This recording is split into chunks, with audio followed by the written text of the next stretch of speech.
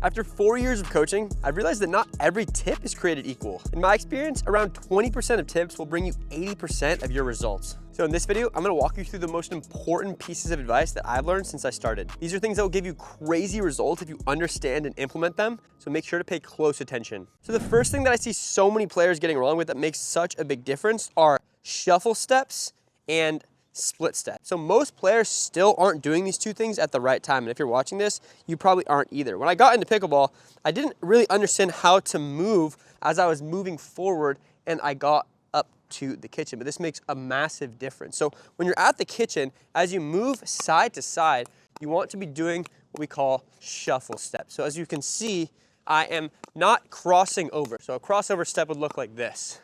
So you rarely want to do that at the kitchen. And if you ever get backed up, you do this sort of a step. So you still shuffle, you never cross over backwards. So if she backs me up one direction, what I do, I shuffle back, and I always shuffle back to the center of my little side here. But why do I do this? Well, for one, if I'm crossing over, I'm not looking at my opponent anymore. So if I do this, she can fire the ball at me, and I'm not even in the right position. I'm not in my correct ready position. So we're shuffling to have a better position. And when we're facing the court, if she hits me a ball that I can reach into the kitchen on, I can reach farther when I'm doing my shuffle steps. So when you're at the kitchen, you're always shuffling side to side. And if you have to go back a little bit, you keep one foot closer to the kitchen. So your inside foot should be closer. It's kind of like your anchor foot. And then you lunge back into this outside foot. So if she gets me back on a dink, I lunge back, but I'm always shuffling, and I always sort of have one foot that stays closer to the kitchen so that it's very easy for me to recover back. In terms of when I use the split step, I use it when I'm moving forward, and I see so many players that are just running in like this. They don't stop with the split step. You want to stop with your split step, so you jump into this stance right when your opponent's about to hit the ball as you're moving in. So what that looks like is this. Kennedy's going to be hitting this shot. I jump into this stance, and it helps me stop my momentum so I can move out to the side, right? So I'm kind of splitting, and then I'm shuffle stepping to get to that shot, because she's gonna be trying to get me off balance when I'm moving forward. So then I'm coming in, I split step, and once I'm up here, you don't really have to split step as much unless you want to. Some players do this, and I'm back to my shuffle step game. So make sure that you understand how to do the correct shuffle steps. We call these drop steps sometimes when we go back, and make sure to understand when to split step, and it's going to make you so much more on balance, and it's going to make your soft game way more accurate. So the next thing that you're going to want to start doing is something that I see the pros use all the time, but that recreational players almost never use. And it's called the poach, and it looks like this. So what I did there, I hit a drop, I moved forward, and I recognized Kennedy was back in the court. So Kennedy's my partner, she's back. And when this happens, this situation happens, your opponents are gonna see that she's back, and if they're playing smart, they're probably gonna hit to her. So what you can do, you can anticipate that and intercept it. So ideally, your partner would move in with you, right? That's generally how things go. But sometimes, especially at the rec level, maybe I'll hit a good drop and she just doesn't realize it, so she stays back. So I have to use my peripheral vision to see that she stays back. But this does happen pretty often, so if you're in this situation, know what your opponents are thinking, and understand that you can cross over and poach and attack that shot, because they're going to be hitting it deeper. So you should have a very good angle to attack. Give the poach a try, and I guarantee if you use it properly, you'll get some free points from it. Guys, real quickly before I get into my next tip, I just wanted to announce that today marks the launch of our new paddle, the Duo. So the Duo has a completely unique foam core that we actually have a patent pending on. And what this does is it gives you a ton of power and a ton of spin. And because it's foam, it lasts significantly longer. So if your paddles have fallen apart, maybe you had a Gen 3 paddle, this is the answer. These last a long time, and you're not gonna lose the feel of the paddle, you're not gonna lose power. Reviewers have been saying it's one of the best foam core paddles on the market. And to make things even better, we're launching with a Black Friday sale that makes it $25 off. So if you want to get one of these, head to our site and check it out.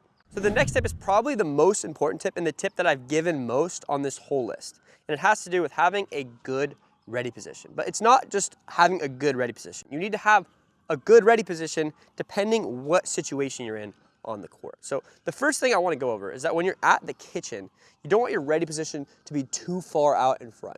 So you want your ready position to be a little bit closer to your body. So if you were standing at my side, it would look like this, not like this. You don't want it to be too close to your body. You want it to be about right here, because when you have your ready position right here, it gives you space to counter attack. So if she gives me a ball that I want to attack on, I have enough room to extend and get power. You don't want to be at the last little bit of your reach, because then you don't have any space to work with getting more power. The next thing you want to think about is pointing your paddle towards the ball. So if you're dinking down the line, obviously your ready position should be facing in front of you, whereas if I'm dinking cross court, I'm going to shift my ready position towards the player that's over there. So that's pretty obvious, I'm sure you know that. But what you might not be doing is changing the height of your ready position. So at the net, generally I want my ready position, I want my paddle to be around net height, because if my opponent speeds up at me, it's probably coming right above the height of the net. So in this case, when I'm at this height, I don't need to move my paddle very much. However, as you start to back up, you want to lower your ready position down so that when your opponent's hitting the ball at your feet, you're in a better position to react fast to that. So pretty much with your ready position, you're just trying to put your paddle in the closest possible position to any shot that you could receive. So if she's right in front of me, it's right here. If she's to the side of me, I'm gonna be like this, right? So you have to be smart about this though, and this is something that I think everyone knows, but when I'm looking around in the courts, not everyone is doing. So think about this every time you play, and it's gonna make your reactions a lot faster. The next thing kind of has to do with your ready position too, and it's that if you're the cross-court player, meaning the person across from you, not in front of you, is hitting the ball, you need to make sure that you're covering the middle, because a lot of the time, when you hit a ball cross-court, you leave a gap in the center that you need to be ready to cover like I just did there. So a general rule of thumb is that if the ball is across from you, you should squeeze towards the middle, because sure, she can hit a dink that's super far out wide, but that's a slow ball. So generally I have enough time to move to get that. What she can do very hard though is hit a ball down the middle. So in this instance, I need to do what's called shading and move towards the center. But just moving with your body isn't good enough. You should also be moving with your ready position and with your paddle. So this is an extreme example, but in this instance, instead of pointing your paddle towards the ball, you can sort of sit more on your forehand, because if Kennedy hits hard here, she kind of has to go down the middle.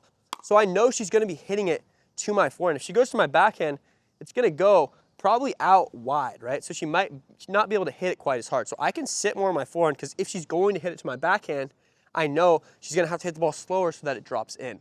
So this is an example of what we call paddle shading, where your paddle is sort of just waiting more so where the person is probably going to attack if they do. And this makes your reactions way faster, because you don't have to decide whether to hit a forehand or a backhand.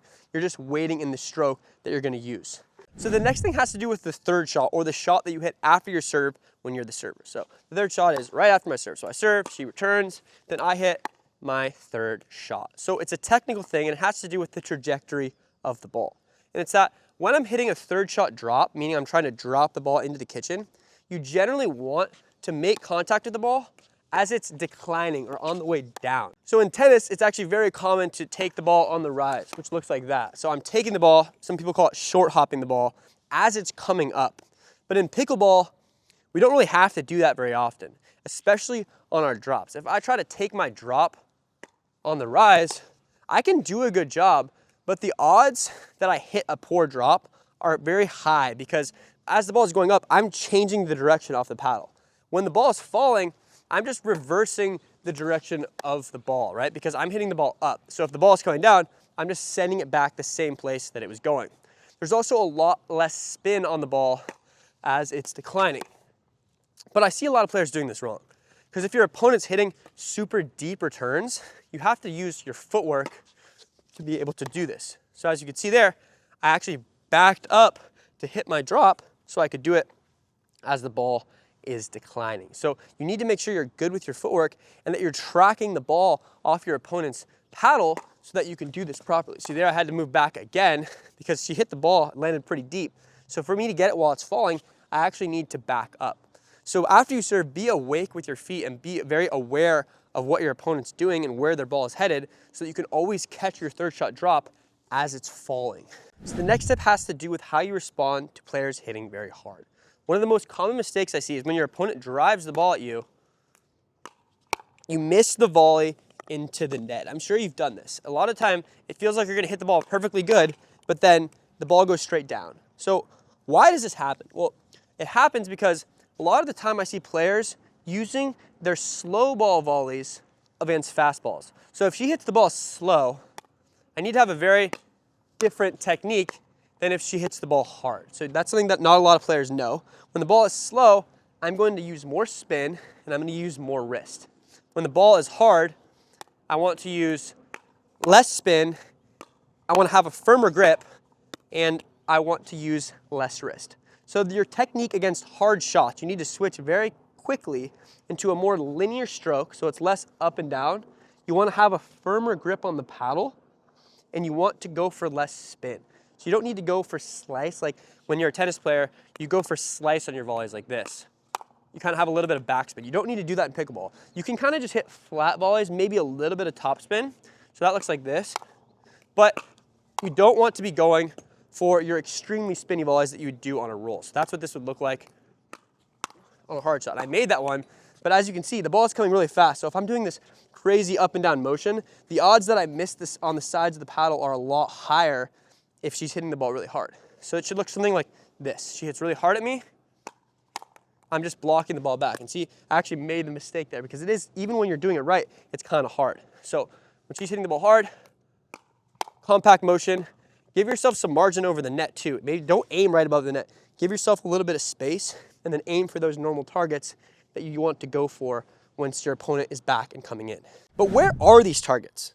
Well, the next tip is that when you're in an aggressive position, you need to understand your clear set of targets depending on what shot you're hitting. So generally, your best targets when you're up and your opponents are back, so you're the aggressor and they're on defense, are at the depth of their feet out to their sides. So if they're back, what does that look like? Well, we have one target down the middle, we have one target out to this side, and we have one target out to that side, right? But you have to be able to adjust where you're aiming specifically based on what shot you're hitting and where they're standing. So as they start to move forward, your targets are going to move in with them. Because if I hit a deep shot here, Drew might be able to intercept that out of the air. So now I'm actually aiming shorter in the court, and I'm gonna have to go for slightly slower balls at their feet. So I wanna hit their feet so that they can't attack the ball out of the air. Your targets also change as you get higher shots. So I need to go for the depth of their feet if I'm hitting a shot that's lower. So let's say they hit me a drop. I don't really have much of an angle, right? So I don't have the ability to take the ball off the court. But as I get higher shots, my court opens up. So I actually don't necessarily need to aim for the depth of their feet if I have a higher ball. If I have a higher ball, I could potentially just hit the ball off the court like that, which is better than going to Drew, where he might be able to get that shot back. So the rules change depending on where you are in the court, how high the ball is, and where they are in the court. Make sure though that you're thinking about this when you're playing, because I see so many players that are just hitting hard shots at random, and they miss the shot or they lose opportunities where they should have ended the point because they aren't following this system. So the next step has to do with how you're attacking from the kitchen. So watch this shot. This is what a normal attack from the kitchen looks like. See my paddle? It's sideways, right? And that's okay. You should be attacking with your paddle like this when the ball is above the height of the net. But what a lot of high-level players are doing is they're attacking with their paddle like this. So that looks like this. I have my paddle facing down, and there's a few benefits to this. The first is, if the ball is lower, this is just easier to attack because your paddle is lower, right? If I'm like this, I actually can reach a little bit farther with my paddle down. Because think, I'm just gonna have my paddle lower. I can hit a slightly lower shot. The next thing is that if I'm hitting a volley dink, this is generally the technique I'm using. So I have my paddle down, right, because I'm reaching. So by attacking from this position, it's better disguised. It doesn't look very different from what I do before my volley dink. So I could be dinking, or I could be attacking, right? There's less of a period of time where she can see I'm doing something different. So it's just a better way to attack when you're reaching into the kitchen. And you just see so many players at a high level doing this. So if you don't do this, highly recommend trying this. It's definitely more of a backhand thing than a forehand thing, but you can do it on both sides. And you can just really just dangle into the kitchen and attack, even on balls that are below the net sometimes. The next thing has to do with minimizing the use of your wrist on your soft game. So I see a lot of pro players doing stuff like this when they're hitting a drop or a dink, where they're like kind of using the wrist. This is something that you can do, but it's definitely an advanced technique. So if you're someone that struggles with your soft game in terms of pop-ups, what I challenge you to do is to hit your dinks, hit your drops by minimizing the use of your wrist. So what does that look like? Let's say I'm hitting resets back here. I keep my wrist completely steady, and this gives me a lot more control. And when I'm hitting drops from the back of the court, same thing. I don't necessarily have to do crazy topspin drops where I'm using a ton of wrist or riding up the back of the ball so much. If you're not there with your consistency yet, keep your wrist isolated. Don't move it very much. Use your shoulder for power. Don't even use too much of your elbow. And it's gonna make you a lot more consistent. So you don't need, see even there, I'm a 5-0 player and I'm missing my drops. You don't need to be using so much wrist, right? Topspin drops are very effective, but it's not worth it if you're gonna be missing half of them because you're not used to coming up the back of the ball like this, right? So keep your wrist isolated when you're doing your drops.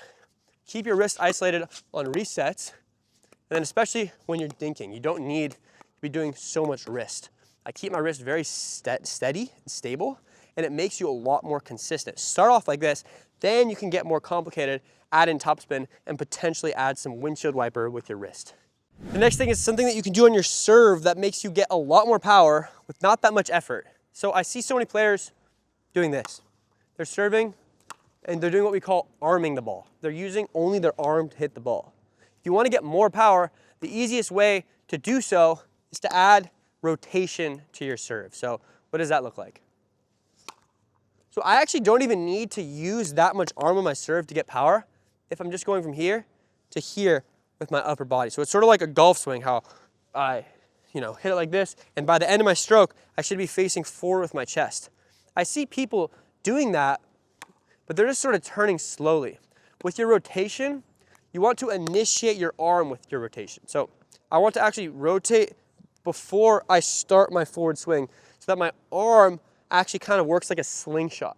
So you can actually do this with open stance too. You see a lot of pros serving like this because it forces you to unleash like this. It forces you to rotate. So if I have this open stance, I'm forcing myself to do rotation. You don't have to do open stance to do that. It's just a very extreme way to give yourself rotation.